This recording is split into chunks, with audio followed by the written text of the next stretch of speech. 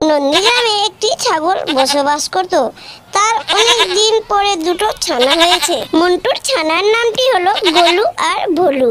মা ছাগলটি তার ছানাগুলোকে বুঝাচ্ছে, ঘরে তো এক ফোঁটাও ঘাস নেই রে গোলু বলু, আমি তোদের জন্য ঘাস আনতে যাচ্ছি, তোরা ঘরে থাক। গোলু আর ভোলু, তোরা কিন্তু বাইরে যাইস না বাবা খেলতে, বাইরে অনেকগুলো হিংস্র প্রাণী আছে, তোদেরকে গিলে খাবে। ঠিক আছে মা, আমরা বাইরে যাব না, আমরা ঘরেই থাকবো। এই তো আমার লক্ষ্মী ছানার মতো কথা বলেছে। ঠিক আছে বাবা, এবারে আমি যাই ঘাস আনতে তোদের জন্য। এই কথা বলে মা ছাগলটি ঘাস আনতে চলে গেল ছানাটির জন্য। মা ছাগলটি ঘাস খাচ্ছে আর চিন্তা করছে, আমি তো বাচ্চাটিকে বুঝিয়ে চলে এলাম, এখন যদি বাচ্চাটি বাইরে খেলতে যায় তাহলে তো ওই দুষ্টু বাঘ আমার ছানাটিকে গিলে খাবে।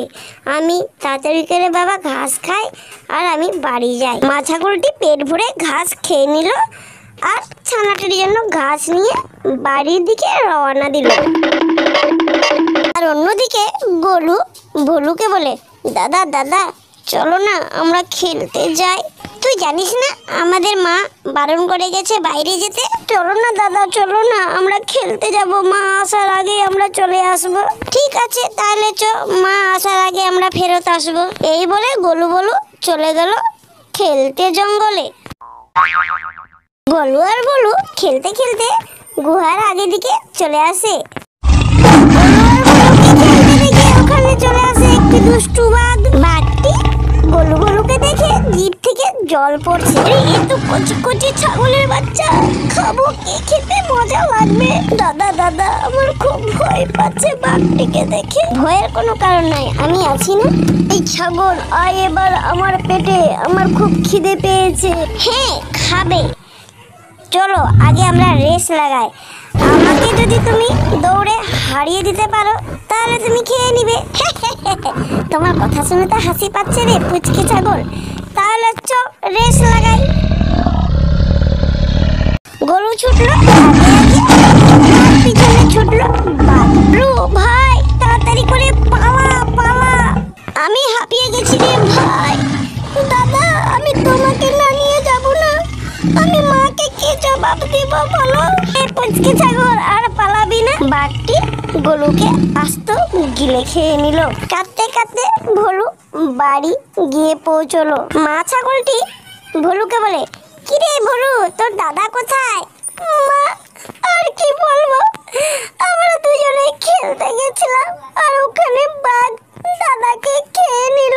ভোলু তুই চুপ কর, আমি তোর দাদাকে ফিরিয়ে আনবো। মা ছাগলটি ভোলুকে বলে, তুই বাড়িতে থাক, আমি দাদাকে আনতে যাচ্ছি। মা আমিও তোমার সাথে যাব।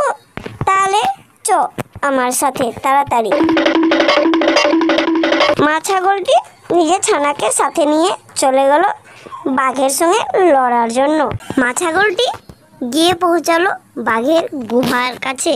কিরে বাঘ তুই এখানে ঘুমিয়ে আছিস, আমার ছানাটিকে কোথায় লুকিয়ে রেখেছিস, তাড়াতাড়ি করে বের কর। কিরে ছাগল তুই আমার সাথে কি লড়বি, আয়। কথা বলে ছাগল আর বাঘ লড়াই লাগিয়ে দিল। ছাগলটি লড়াই করতে করতে শিং দিয়ে বাঘের পেটটিকে ফাটিয়ে দিল। গোলু বেরিয়ে এলো বাঘের পেট থেকে। গোলুকে দেখে মা ছাগলটি খুবই খুশি হলো। কিরে ছাগল আজ অব্দি আমি হার মানিনি, আর আমি মেনে নিতে পারছি না যে আমি তোর সাথে আমি হেরে গেলাম। আরে তুই তো একটা সামান্য বাঘ, আমি তো যমরাজের সাথেও লড়ে নিজের ছানাকে ঘুরিয়ে নিয়ে আসতাম। একটি মা নিজের সন্তানকে বাঁচানোর জন্য যা ইচ্ছে তাই করতে পারে। তুমি তো একটি বাঘ, নিজেকে তো রাজা মনে করো জঙ্গলের, তোমাকেও আমি হারিয়ে দিলাম আর নিজের ছানাকে বাঁচিয়ে নিলাম। তাহলে বন্ধুরা আজকের গল্পটি কেমন লাগলো কমেন্টে জানাবেন। গল্পটি যদি ভালো লাগে লাইক করবেন, শেয়ার করবেন আর সাবস্ক্রাইব করবেন। দেখা হচ্ছে আর একটি নতুন গল্পের সাথে।